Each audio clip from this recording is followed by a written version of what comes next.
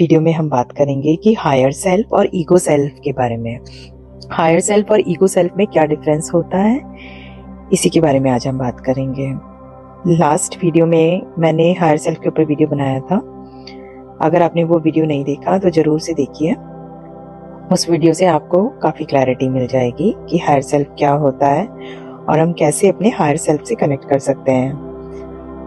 Video की link मैं description box में डाल दूंगी।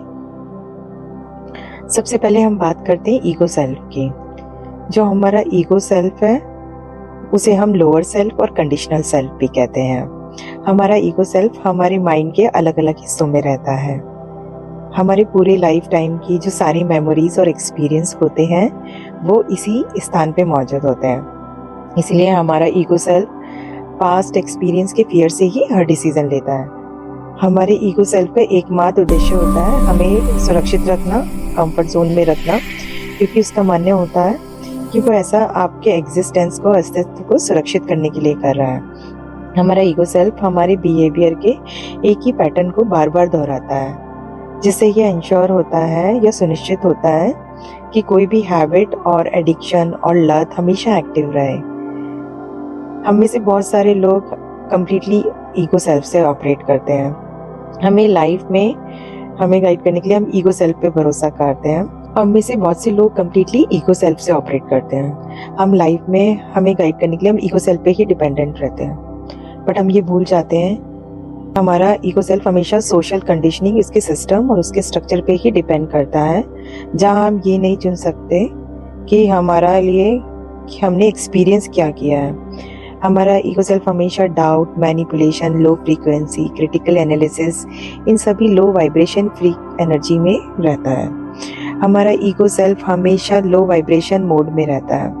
ये हमेशा फियर की एनर्जी में रहता है और कंपटीशन करना चाहता है। जैसे मैं जीती हूँ तो तुमको हारना होगा। जब हम ईगो में होते हैं तो बहुत ही कॉन्ट्रैक्टेड, छोटा और बिल्कुल अकेला महसूस करते हैं, और इसीलिए हम अपने ये पावर को बाहर ढूंढने की कोशिश करते हैं। ईगो की पावर अच्छी लग सकती है बट वो बहुत एडिक्टिव होती है। जब किसी ने, मान लो किसी ने आपको चोट पहुंचाई है और अब आप अपना बदला लेना चाह रहे हैं, राइट? आप रिवेंज ले रहे हैं। उस समय तो आपको अच्छा लगेगा कि आपने रिवेंज ले लिया, बट बाद में आपको रिग्रेट होता है कि उस सिचुएशन को दूसरे तरीके से हैंडल किया जा सकता है। हमारा ईगो सेल्फ नीडी होता है, ये कुछ भी खोना नहीं चाहता, इसीलिए ये लोगों से, सिचुएशन से जुड़ा रहना चाहता है। जब हम अपने ईगो सेल्फ में होते हैं तो हम हमेशा लो वाइब्रेशन इमोशन में रहते हैं, like jealousy, fear, anger, frustration, loneliness, guilt. हम अच्छे इमोशन का भी अनुभव कर सकते हैं, जैसे उत्साह, हैप्पीनेस, एंजॉय, जॉय, बट ये कभी भी लॉन्ग टर्म टिकते नहीं हैं।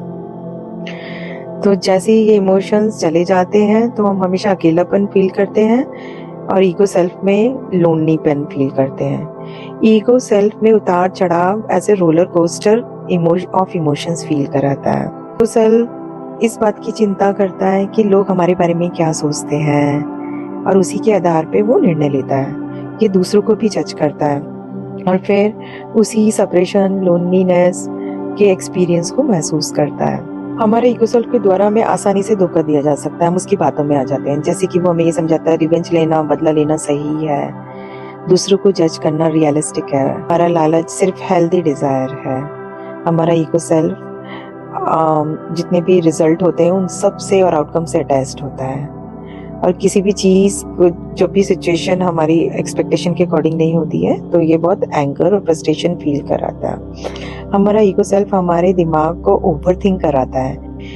ये रैंडम इनर डायलॉग से भर देता है। इनमें से बहुत से नेगेटिव और पॉइंटलेस विचार होते हैं। हमारा ईगो सेल्फ असुरक्षित और निरंतर दुख में रहता है। अब हम बात करते हैं ईगो सेल्फ की कैरेक्टरिस्टिक्स के बारे में। हमारा ईगो सेल्फ हमेशा पास्ट में रहता है। ये हमेशा लो वाइब्रेशन इमोशंस में रहता है।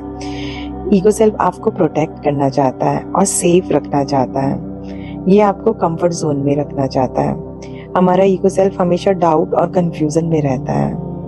ईगो सेल्फ हमेशा लैक और लिमिटेशन की एनर्जी में रहता है। ये हमेशा ये सोचता है कि कुछ भी पर्याप्त नहीं है।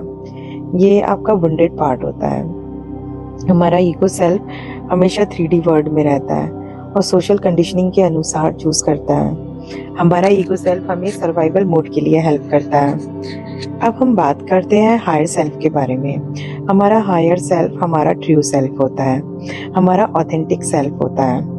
हमारा हायर सेल्फ हमेशा प्रेजेंट मोमेंट में रहता है।